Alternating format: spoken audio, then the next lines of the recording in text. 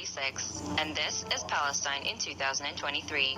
The drastic change involved the killing of thousands of Palestinians, with millions of others being displaced over the course of over 7 decades. Here are the historical events that led to the shrinking of Palestinian lands and the foundation and the expansion of the State of Israel.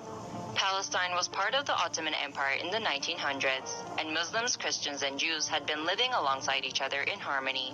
On the European continent, however, the Zionist movement is introduced by Theodor Herzl in 1896. It aims to create an independent Jewish state in the Middle East, ideally on Palestinian land. The movement begins to take hold as the first wave of European Jews start to migrate to Palestine. By the end of World War I, the Ottoman Empire collapses and Palestine falls under British rule.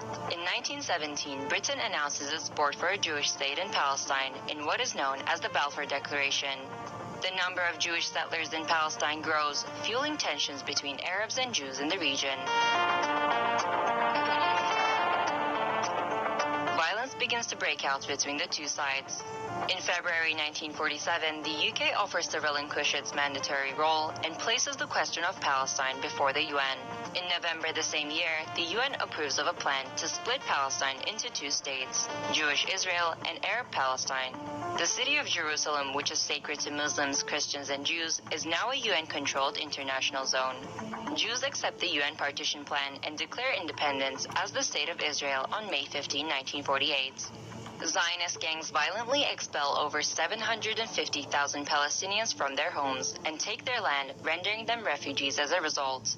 On a day that is remembered as Al-Nakba, the catastrophe in Arabic. Neighboring Arab countries object to the land takeover, and on the day following the State of Israel Declaration of Independence, the first Arab-Israeli war breaks out. Israel is victorious and makes a grab for the land intended for the Palestinian state under the UN's partition plan.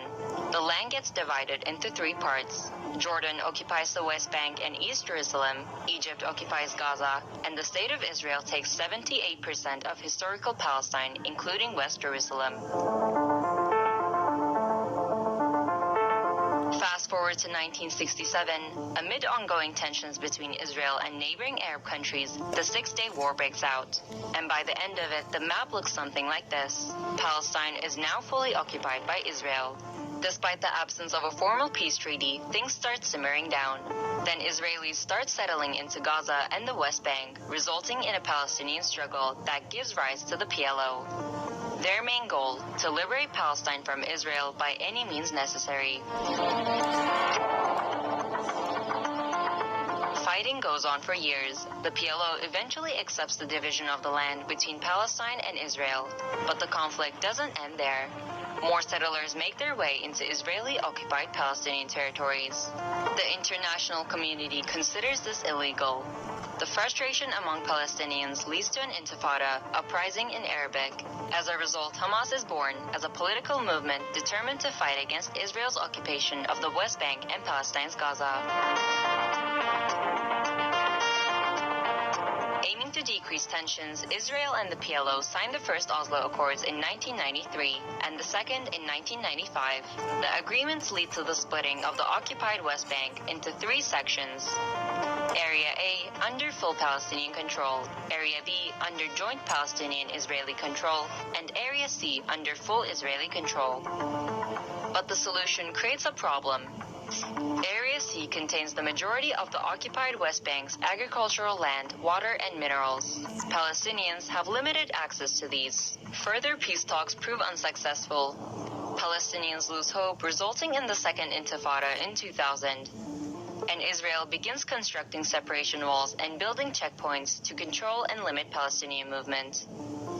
It's 2005, Israel withdraws from Gaza but continues to build illegal settlements in the occupied West Bank. Hamas gains power in Gaza and splits from the Palestinian Authority, seeing it as being too secular. The occupied West Bank and Gaza are now under separate leadership. After violence erupts in Gaza, Israel imposes a blockade on the besieged enclave, restricting any form of movement by land, air, or sea in 2017.